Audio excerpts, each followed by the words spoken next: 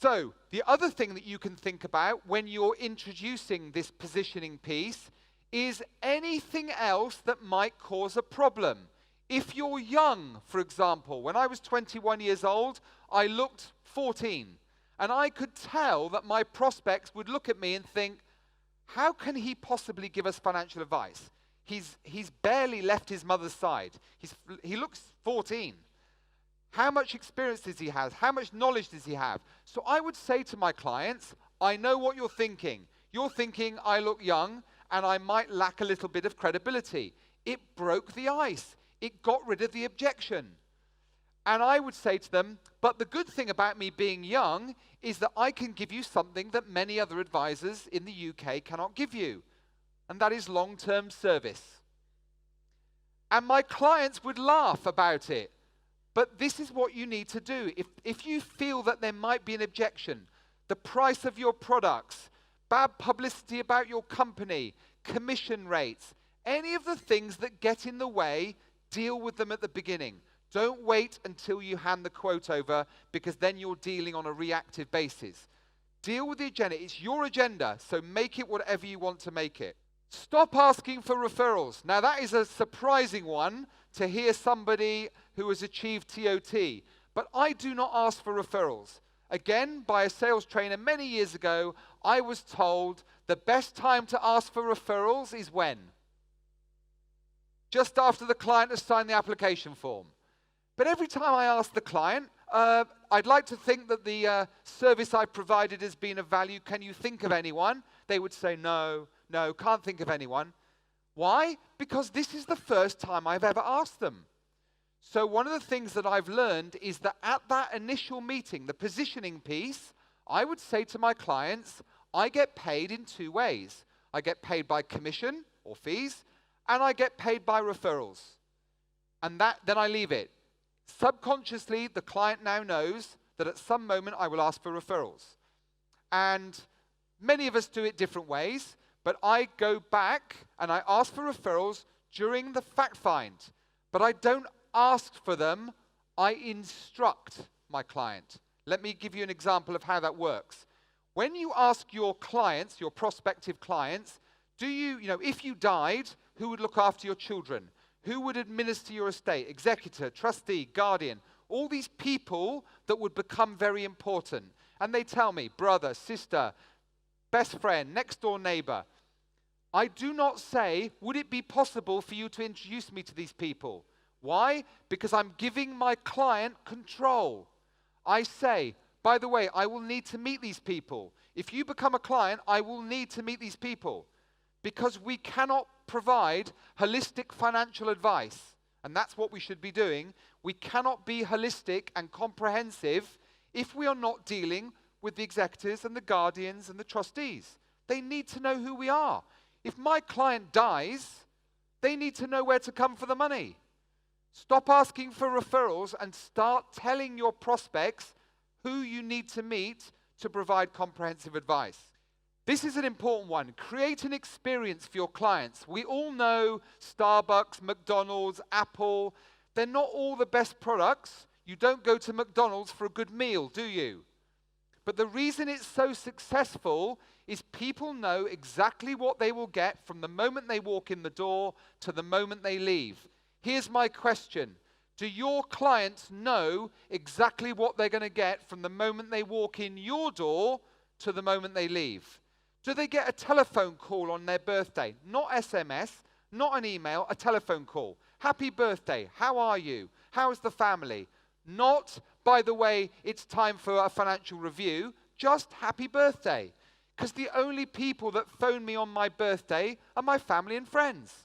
Wouldn't it be great to be the one professional person to phone a client on their birthday? A thank you card. If someone refers someone else, if somebody does something nice for you, send a thank you card. Every 5 years, complete a new fact find for your clients. You will be amazed how much has changed in 5 years. Make it a professional practice to complete a new fact find every 5 years. Keep asking for referrals on a regular basis. What do people hear when they telephone your office? Hello? Or is it some other kind of fantastic way of answering? Friendly, chatty, out of office. How many of you use an out of office note when you're traveling? If you go to my, well, you don't know I'm away, but if you go to my email, send me an email and I'm away, you won't just get, sorry, I'm away at the moment. It's a big, long, funny message, right? Just think about, when you get the opportunity today or tomorrow, think about what you can do that adds some experience, something unique. Because if you're just the same as every other financial professional in this country, then you are swimming against the tide. Now, here's a very important one. I've already mentioned about belief systems. The way to establish a very positive mindset, and there's a few ways. I'm going to give you something unique today. I'm spending 40 minutes on stage with you, giving you a couple of ideas. But here's what I'm going to promise to do for every person here today. For the last year, I have been running a podcast every week. And every week I interview somebody rich, famous, otherwise successful, or someone that has overcome some problem in life. Some of them are my clients, some of them are by referral, but every week I get an insight into the great and good in society. People that have all got a fantastic story, lots of lessons. They're 30 minutes long. You can listen to one every week. I promise you that you will be so full of motivation when you listen to the story of an 18-year-old. His name is Kian Saville. 18 years old. He suffers from neurofibromatosis. And what that is, if you don't know, is this young boy suffers from a rare condition where tumors grow on his central nervous system. He has one in his brain, he's blind in one eye, deaf in one ear, and he has 3 tumors on his spine. I don't know how long he has to live, but it's not long. And this boy is planning to swim in the Paralympic team in 2024 and 2028. When he's not practicing his swimming, he's teaching young children how to swim. And when he's not doing those things, he's raising money for charity or working at the local supermarket to help his mother and father. And we think we have life tough. So, if you want a dose of motivation every week, for as long as you want to keep listening, just check out the podcast. I make no money from it. It's just a service to help fantastic people like you. And you can also go to my app. I've also got an app. It's just Sandro Forte. You can find me anywhere on social media. Sandro Forte. Every month you'll get a free tip that will just upload automatically. Again, it costs nothing. But here's a little technique I'm going to share with you. How many people in this room have goals? Raise your hand if you woke up on the 1st of January with at least one goal. Good. We all had one goal, right? And maybe the goal was this year is going to be my best ever year, or I'm going to be the number one in my company, move to a bigger house, go on great holiday. We all have a goal. What's the problem? The problem is when you get to the 31st of December, you haven't achieved the goal, have you? Most of the time. And the little voice on your shoulder, the little voice again, the little voice says, don't worry, there's always next year. And you just kick the can down the road in life, don't you? Discipline, regret. These are the people who, when they retire, they look back and think, if only I'd done this, if only I'd done that. The problem is, most of us set goals which are too realistic. And the other problem is, we create goals in the conscious part of our mind. And that's where the little voice lives. The little voice that gives us all the reasons why we can't do something. So what you do is you go and buy some cards and you write your goals on cards. But you do not write the goal in the future. You write the goal in the past as if it has already happened. And you describe how you felt when you achieved the goal. Your subconscious mind does not know the difference between what is real and what is imagined. Here's an example. Signing the world's biggest ever insurance case has landed me even more speaking engagements. Astonishing. My own charitable foundation has given over £10 million to children who need and deserve a better life. Commuting to meetings with my clients by helicopter is such fun. Why didn't I think of it before? I've just had the call to serve on MDRT's executive committee. I am so excited about serving the world's best advisors. Sir Sandro Forte has such a nice ring to it. I loved meeting the Queen. Now, none of those goals are very realistic, are they? But that's not what this is about. If you train your subconscious mind to think bigger, guess what happens? You achieve bigger. It's the way it works. So again, you can go to my book, my website, podcast, all there. Follow this idea, train your subconscious, and success will be like walking, talking, breathing, swimming, and riding a bicycle. Okay, before I close, because they've told me if I overrun, they will just come and drag me off. Before I close, and thank you so much for listening, I have one final part of my story to tell you. This is my best friend in the world, Dave. Everyone remembers Dave, right? The guy took me 2 years to find the courage to speak to my own stepfather.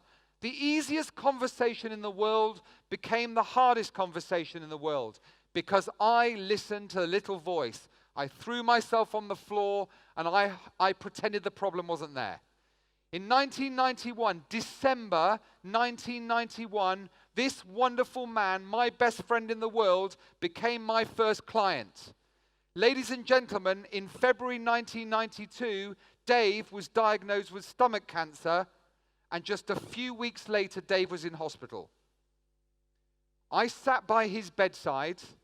I gave my mum, my brothers and sisters some time to rest. We were by his bedside 24 hours a day for what seemed like weeks and weeks and weeks. Dave was a very, very proud man. We were so close. I can't describe how close we were. And I am absolutely sure Dave chose that moment to give me his last words in this world. He looked at me square in the eye and he said to me, "Son, thank you for what you did for your family. I'm so proud of you."